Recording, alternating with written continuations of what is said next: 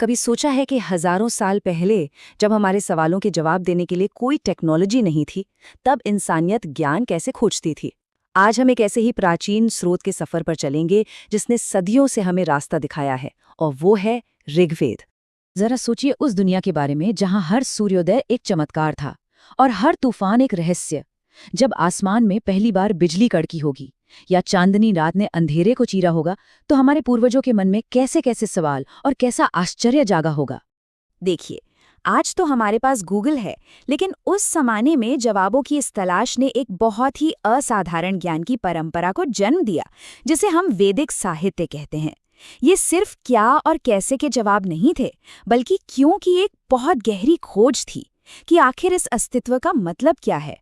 तो चलिए सबसे पहले समझते हैं इस विशाल ज्ञान की परंपरा की बुनियाद को। इसकी शुरुआत होती है 4 मुख्य स्तंभों से, जिन्हें हम 4 वेदों के नाम से जानते हैं। तो वैदिक ज्ञान को मुख्य रूप से 4 वेदों में बांटा गया है। सबसे पहले आता है ऋग्वेद, जिसमें स्तुतियां और प्रार्थनाएं हैं। फिर है यजुर्वेद, जो यज्ञ और अनुष्ठानों से जुड़ा है। तीसरा है सामवेद, जिसमें इन्हीं मंत्रों को संगीत में ढाला गया है। और चौथा है अथर्ववेद, जो रोजमर्रा की जिंदगी के ज्ञान से जुड़ा है। ये चारों मिलकर उस दौर के ज्ञान का पूरा ढांचा बनाते हैं। और इन सब में भी ऋग्वेद वो सबसे पुराना, सबसे मौलिक ग्रंथ है। इसे वैदिक साहित्य की नींव भी कहा जाता है। वहीं अथर्ववेद को सबसे आखिर में जोड़ा गया। आज हमारी ये पूरी पड़ताल इसी पहले और सबसे जरूरी वेद यानी ऋग्वेद पर ही केंद्रित रहेगी। तो ठीक है, हमने ये तो जान लिया कि ऋग्वेद क्या है, पर सवाल यह है कि ये कितना बड़ा है। किसी भी बड़ी इमारत की तरह इसे भी छोटे छोटे हिस्सों में बांटा गया है, ताकि इसे ठीक से समझा जा सके। ऋग्वेद को 10 मुख्य हिस्सों में बांटा गया है, जिन्हें मंडल कहते हैं। आप इन्हें 10 किताबें या चैप्टर्स की तरह समझ सकते हैं। अब इन 10 मंडलों के अंदर हैं 1028 सूक्त। सूक्त का मतलब है भजनों का संग्रह, जो अलग अलग देवी देवताओं की तारीफ में लिखे गए मंत्रों के समूह हैं। और इन सूक्तों में कुल मिलाकर लगभग 1.5 लाख शब्द हैं। ये संख्या ही अपने आप में इस ग्रंथ की विशालता का एहसास करा देती है ना। तो इन 10 मंडलों के पन्नों में आखिर छिपा क्या है? ये सिर्फ नंबर नहीं है, बल्कि ज्ञान के खजाने हैं। चलिए ऋग्वेद के कुछ सबसे अहम हिस्सों के अंदर झांकते हैं और देखते हैं कि वे आज भी हमें क्या सिखा सकते हैं। इस सफर में हम देखेंगे कि ऋग्वेद कितना विविध है। हम तीसरे मंडल के मशहूर गायत्री मंत्र से लेकर 7वें मंडल के एक ऐतिहासिक युद्ध तक, और फिर 10वें मंडल के सामाजिक दर्शन तक कुछ खास पड़ावों पर नजर डालेंगे। ये सच में एक हैरान करने वाली बात है कि दुनिया के सबसे प्रसिद्ध मंत्रों में से एक गायत्री मंत्र ऋग्वेद के तीसरे मंडल से आता है। इसे ऋषि विश्वामित्र ने सूर्यदेव की स्तुति में रचा था, जिन्हें प्रकाश और ज्ञान का प्रतीक माना जाता है। इसका मकसद था मन को अज्ञान से हटाकर ज्ञान के प्रकाश की ओर ले जाना। वहीं चौथा मंडल हमें खेती-बाड़ी जैसी प्रैक्टिकल चीजों के बारे में बताता है।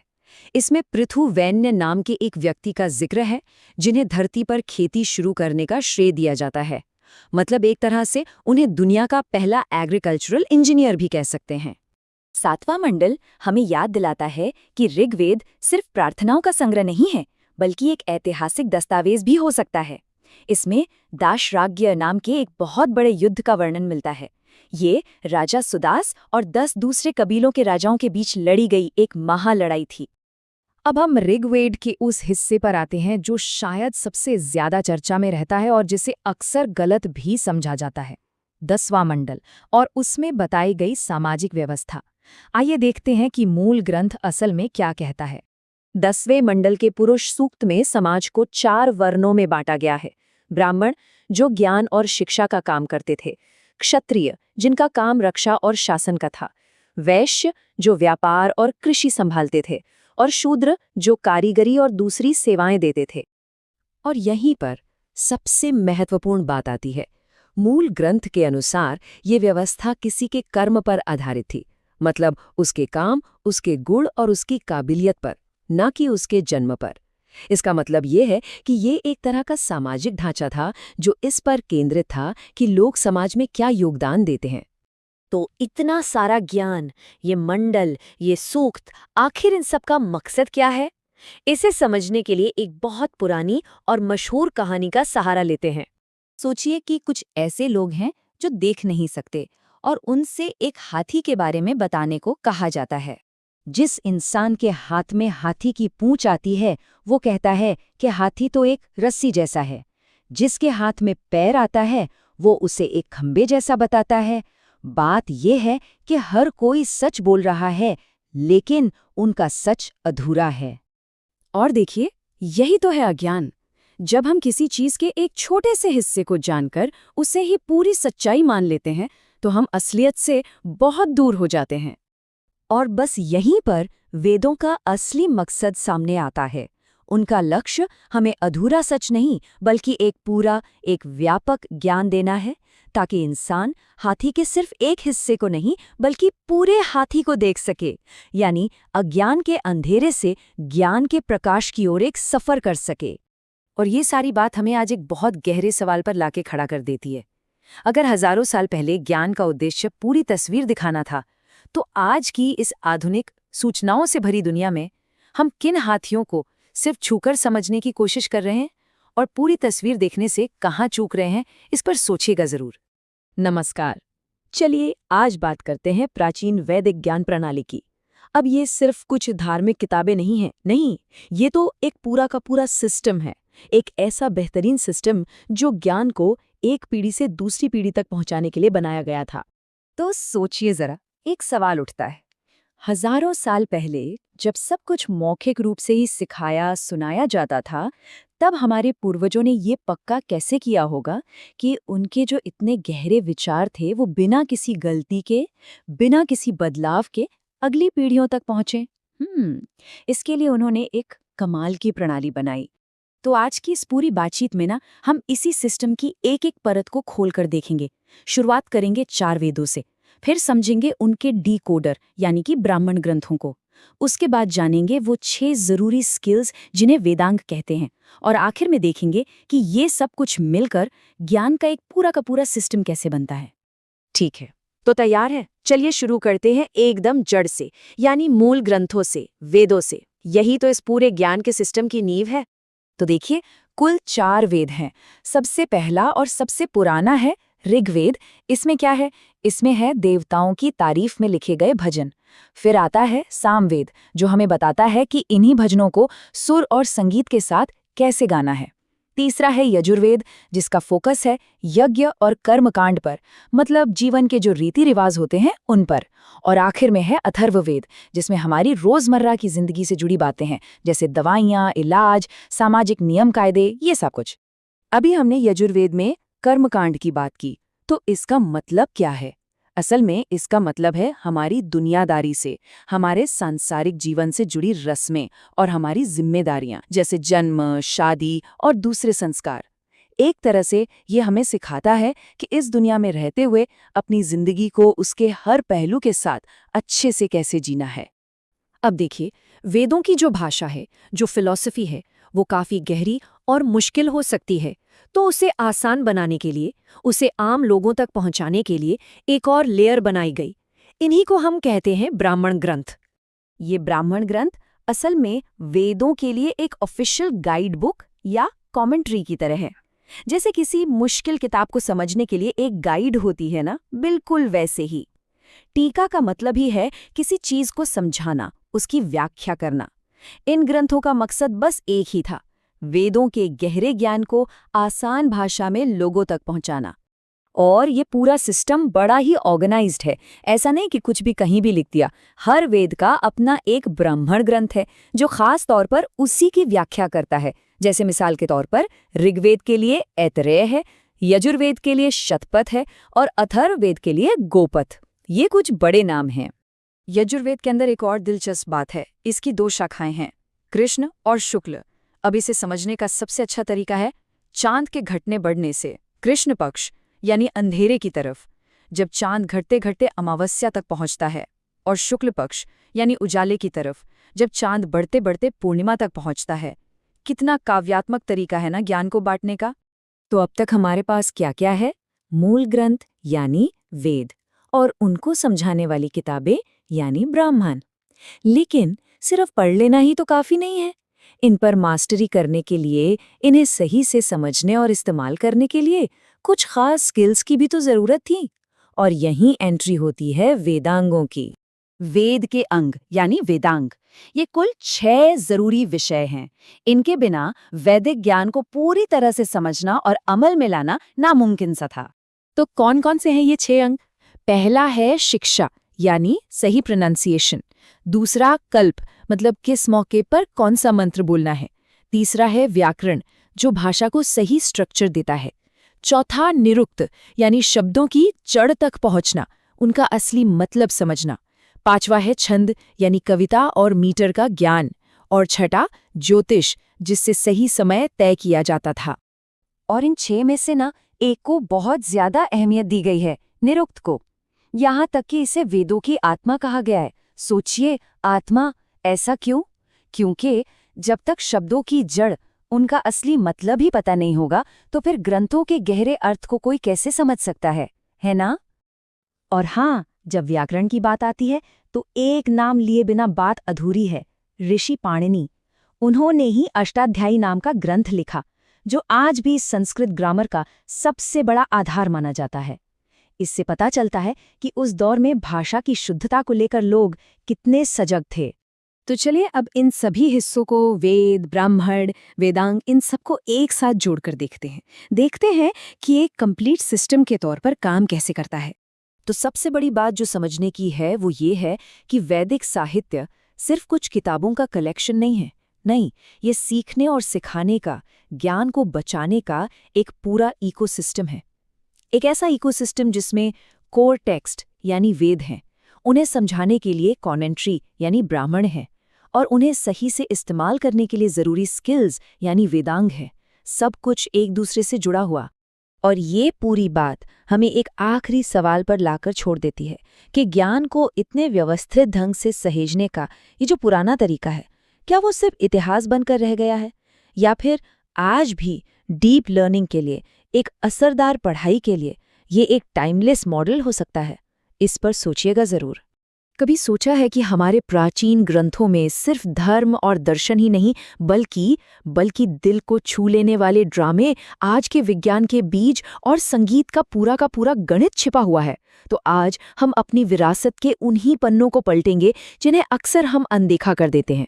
ये सिर्फ इतिहास नहीं है, ये हमारी अपनी पहचान की कहानी है। जरा एक हाल की घटना के बारे में सोचते हैं। एक मंत्री जी मंच पर आते हैं, हिंदी को अपनाने की जोरदार बात करते हैं, और जैसे ही उनका भाषण खत्म होता है, एक एंकर आकर फर्राटेदार अंग्रेजी में कार्यक्रम शुरू कर देती है। ये सुनने में तो एक छोटा सा पल लगता है, लेकिन ये हमारी अपनी संस्कृति से, हमारे कनेक्शन पर एक बहुत बड़ा सवाल खड़ा करता है। तो सवाल यही उठता है कि आखिर हम अपनी ही जड़ों से इतना कट क्यों गए हैं? और शायद इसका जवाब इस बात में छुपा है कि हम अपनी विरासत की गहराई को कभी समझ ही नहीं पाए। क्योंकि ये ज्ञान कोई सूखे सिद्धांत नहीं है, ये तो दिलचस्प कहानियों से भरा पड़ा है। चलिए एक ऐसी ही कहानी की दुनिया में चलते हैं जो हमें ऋग्वेद में मिलती है। और ये कोई ऐसी वैसी कहानी नहीं है, ये दिखाती है कि हमारे ग्रंथ मानवीय भावनाओं और ड्रामा से कितने भरे हुए हैं। तो कहानी शुरू होती है स्वर्ग से। देवताओं के राजा इंद्र की सभा है और वहां एक अप्सरा नृत्य कर रही है। नाम है उर्वशी। वो सिर्फ एक नर्तकी नहीं थी, अपनी कला में माहिर थी, सर्वश्रेष्ठ थी। अब ये अप्सरा होती क्या है? हमारे ग्रंथों में उन्हें ऐसी दिव्य सुंदरियों के रूप में बताया गया है जिनकी सुंदरता की हम कल्पना भी नहीं कर सकते, और उर्वशी उन्हीं में से एक थीं। तो एक दिन नृत्य करते करते उर्वशी का ध्यान पृथ्वी के एक राजा पुरुरवा पर चला गया, और बस उसी एक पल की चूक से उनकी ताल बिगड़ गई। वहां मौजूद नाट्यशास्त्र के रचयिता भरत मुनि ने इसे अपनी कला का अपमान समझा और उर्वशी को श्राप दे दिया कि जाओ, अब तुम्हें पृथ्वी पर जाकर रहना होगा। तो उर्वशी पृथ्वी पर आईं और राजा पुरुरवा से मिली। वो उनके साथ रहने को तैयार तो हो गईं, लेकिन एक शर्त रखी। शर्त ये थी कि राजा उसे कभी भी किसी भी तरह की रोशनी में बिना कपड़ों के नहीं देख सकता। एक अजीब सी शर्त थी, पर उनका पूरा रिश्ता इसी शर्त पर टिका था। अब उधर स्वर्ग में देवताओं को उर्वशी की कमी खलने लगी थी, तो उन्होंने उसे वापस बुलाने के लिए एक प्लान बनाया। उन्होंने गंधर्व को भेजा कि वो जाए और उर्वशी के 2 प्यारे मेमनों में से एक को चुरा लाए। जैसे ही मेमने के चिल्लाने की आवाज आई, राजा पुरुरवा उसे बचाने के लिए जिस हाल में थे उसी हाल में बाहर भागे। और ठीक उसी वक्त देवताओं ने जोर से बिजली चमका दी। उस बिजली के उजाले में राजा को देखते ही उर्वशी की शर्त टूट गई और वो उसी पल गायब होकर स्वर्ग लौट गईं। सोचिए, हमारे वेदों में कितना गहरा ड्रामा और कितनी भावनाएं हैं। लेकिन बात सिर्फ कहानियों की नहीं है, हमारे प्राचीन ग्रंथों में बहुत ही सोफिस्टिकेटेड वैज्ञानिक ज्ञान भी भरा पड़ा है। चलिए अब जरा उस पहलू को भी देखते हैं। धातु विज्ञान यानी मेटलर्जी को ही ले लीजिए। इंसान ने सबसे पहले तांबे का इस्तेमाल किया, फिर आया कांस्य युग जो सिंधु घाटी सभ्यता का समय था। लेकिन असली क्रांति हुई वैदिक काल में, जब लोहे की खोज हुई। लोहे के औजारों ने बड़े पैमाने पर खेती को मुमकिन बनाया और इससे पूरे समाज का नक्शा ही बदल गया। और ये सिर्फ धातु तक ही सीमित नहीं था। हमें अक्सर पढ़ाया जाता है कि एटम का सिद्धांत डाल्टन ने दिया, लेकिन उनसे सदियों पहले महर्षि कनाद ने अणु की बात की थी। ठीक वैसे ही आज सर्जरी की दुनिया, जिसे फादर ऑफ सर्जरी कहती है, वो सुश्रुत थे। ये ज्ञान, ये विरासत हमारी है। अब बात करते हैं कला की, और खासकर संगीत की। भारतीय शास्त्रीय संगीत की जड़ें हैं सामवेद में, और ये कोई ऐसा वैसा संगीत नहीं है। ये तो पूरा का पूरा गणित और एक स्ट्रक्चर पर आधारित सिस्टम है। इस पूरे सिस्टम की नींव टिकी है 7 स्वरों पर: सा, रे, गा, मा, पा, ध, नी। ये संगीत की दुनिया की वो 7 ईंटें हैं जिनसे हर धुन बनती है। अच्छा, अब इन 7 स्वरों को गाने के लिए 3 मुख्य स्केल होते हैं, जिन्हें ग्राम कहते हैं। मंद यानी लो स्केल, मध्य यानी मिडिल स्केल, और तीव्र यानी हाई स्केल। ये धुनों को एक ढांचा देते हैं। अब देखिए गणित यहाँ कैसे काम करता है। जब आप 7 स्वरों को 3 ग्रामों के साथ मिलाते हैं तो 7 गुणन 3 यानी 21 तरह की मूर्छनाएं बनती हैं। ये संगीत की अलग अलग मधुर शैलियां हैं। और ये यही नहीं रुकता, ये और भी जटिल हो जाता है। जब 7 स्वरों को आपस में ही 7 तरीकों से जोड़ा जाता है तो 7 गुणा 7 यानी 49 तरह की तानें बनती हैं, जो संगीत के तेज हिस्से होते हैं। तो देखिए यह सब कैसे एक साथ आता है। 7 स्वरों से शुरुआत होती है, वो 3 ग्रामों के ढांचे में ढलते हैं और उनसे 21 मूर्छनाएं और 49 तानें बनती हैं। ये संगीत नहीं, ये तो संगीत का विज्ञान है। एक प्राचीन कला को देखने का कितना व्यवस्थित और वैज्ञानिक नजरिया है ना। तो ठीक है, हमने कहानियां देखी, विज्ञान देखा, कला देखी, लेकिन सवाल ये है कि आज के जमाने में इन सब बातों को जानना इतना जरूरी क्यों है?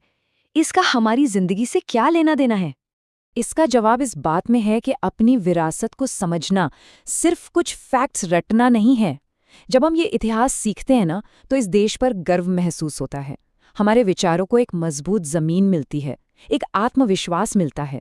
ये ज्ञान, चाहे वो नाटक का हो, विज्ञान का हो या कला का, ये एक ऐसी विरासत है जो बस इंतजार कर रही है कि हम उसे फिर से अपनाएं, उसे फिर से खोजें। तो आखिर में एक सवाल के साथ छोड़ जाते हैं। अगर ये सब हमारी विरासत का हिस्सा है, तो इस कहानी का अगला अध्याय कौन लिखेगा? इस मशाल को आगे ले जाने की जिम्मेदारी किसकी है? इस पर सोचिएगा जरूर।